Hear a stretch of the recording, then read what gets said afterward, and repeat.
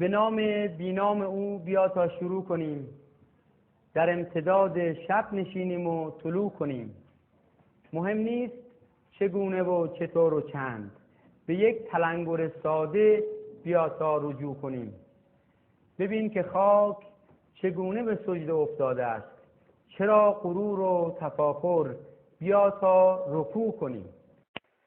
چون بعضی ها بالا اگر این موضوع رو درست متوجه نشن ممکنه یه جور دیگه فکر کنن. برای اینکه مسئله سویچینگ رو ما داریم، این در ما تعبیه شده، ما طراحی شدیم. یعنی دقیقا مثل یک لپتاپی میمونه که ساخته شده، قابلیت‌های در اون تعریف شده، از اون قابلیت بیشتر واقع نه. خب از اونم کمتر استفاده بکنیم، ما نتونستیم در واقع از همه قابلیتاش استفاده کنیم. در ما تعریف شده ولی باید سویچ بشه، باید استارت بخوره، باید آن بشه و باید بیاد تو مدار. دقت فرمودین؟ و این همون معمای در واقع قضیه است و راز حلقه در همین مسئله است که چطور و چگونه این حالت این سویچینگ انجام بشه. این کدا چیه؟ کدهایی که باید بدیم چیه؟ بحث نظر چیه؟ ببینید و این ماجراها، مثلا شما تو این بحث این که رسیدیم به خب اونجا گفتیم نظر یعنی یه گوشه چشم، اما اینجا نظر میاد زیر نظر قرار دادن. نظر یعنی چی؟ یعنی زیر نظر قرار دادن یعنی نگاه کردن یک مجموعه ماده همجور ریز شد اومده میشه نگاه به هیچ. نگاه به هیچ میشه چی؟ نگاه به هیچ میشه چی؟ ببینید اینجا این بحث نظر در دوره‌های مختلف تعریف‌های مختلف بود. حالا الان رسیدیم خورد کردیم رسیدیم به هیچ. نگاه به هیچ میشه چی؟ چقدر زمان میخواد؟ چقدر چیز میخواد؟ خب این تعریف نظر.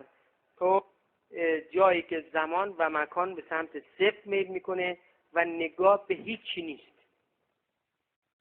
ببینید چقدر حالا تو بحث عرفان ما اونجا داشتیم میومدیم میگفتیم که رو پله عقل فن و تکنیک داریم، رو پله عشق نظر داریم. حالا خیلی خودمون رو کشتیم اونجا بگیم که بابا این نظر مثلا فرض کنیم که اینطوریه، گوشه چشم و 1000 تا به اصطلاح چیزای مختلف آوردیم بلکه منظورمون رو بگیم. ولی اینجا تو دنیای علم که میایم، تو این آنالایزی که انجام دادیم میبینید رسیدیم آخری به ارتعاش بنیادی، یعنی ساده ترین جز. نگاه به حالا ما نریم توی کشم، نگاه ساده ترین جز مینیمم زمان رو میخواد و مینیمم چیز رو میخواد و در واقع هیچ در اصلش نگاه به هیچ. اصلا برای همینه که ما نمیپرسیم تو چه بیماری داری، نمیپرسیم که کم بخته چطوری بیوگرافی، برای اینکه اصلا ما با هیچ کار داریم، ما اصلا با این قضیه کار نداریم. البته تو مسئله ذهن اشتراکی حالا میایم در انشالله جلسه بعدمون با هم صحبت میکنیم. شما چرا میتونید حالا پزشک هستید میتونید سوال بکنید، میتونید چیکار کنید و میتونید از ذهن اشتراکی کاری رو انجام بدید. اما اصلا ما که پزشک نیستیم لازم نیست خودمون رو درگیر بیوگرافی بیمار بکنیم. ما میریم توی هیچ، یک نظر بر مبنای هیچ، با هیچ زمان، با هیچ و آخرش هم همین ها.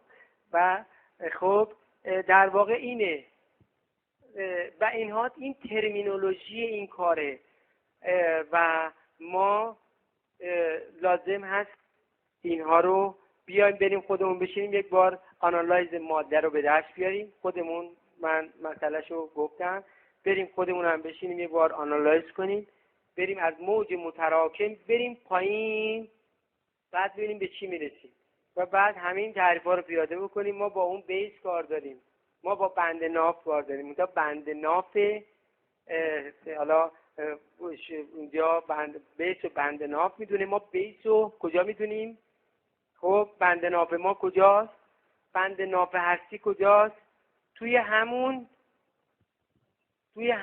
بنیاده، همون بنیادی که امروز بشر دنبالشه.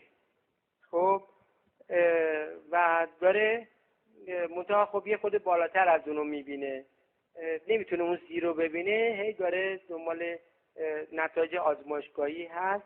البته خب به شکلایی هم به همون سمت هم اجتناب ناپذیر سوق پیدا میکنه.